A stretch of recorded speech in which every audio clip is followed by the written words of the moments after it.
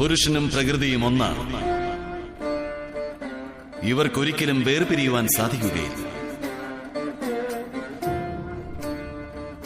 ശക്തി ശിവന്റെ അഭാവത്തിൽ അപൂർണമായിരിക്കും.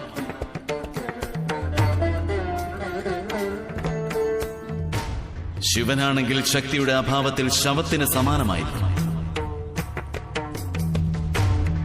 ശിവനും ശക്തിയും പ്രകൃതിയും പുരുഷനും തമ്മിലുള്ള അസന്തുലിതാവസ്ഥ സദാ അനർത്ഥങ്ങൾക്ക് വഴിയൊരുക്കുന്നതാണ്. സ്ത്രീതത്വങ്ങളിൽ നിന്നും അങ്ങയെ വേർതിരിച്ചപ്പോൾ അങ്ങയുടെ ശരീരത്തിൽ മറ്റൊന്നും തന്നെ അവശേഷിച്ചില്ല.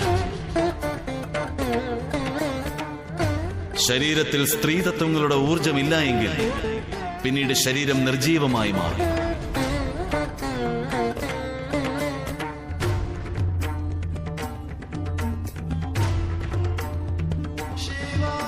ശക്തിയുടെയും ശിവന്റെയും സമ്പൂർണ്ണ രഹസ്യങ്ങൾ മനസ്സിലാക്കുക എന്നത് ഭക്തി, ജ്ഞാനം, തപസ്യ എന്നിവയുടെ ഉത്കൃഷ്ടാവസ്ഥയായിരിക്കും. ജ്ഞാനത്തിന് വാക്കുകൾ പര്യാപ്തമാകാതെ വരുമ്പോൾ ഉദാഹരണത്തിലൂടെ വ്യക്തമാക്കേണ്ടത് അനിവാര്യമായി മാറുന്നു.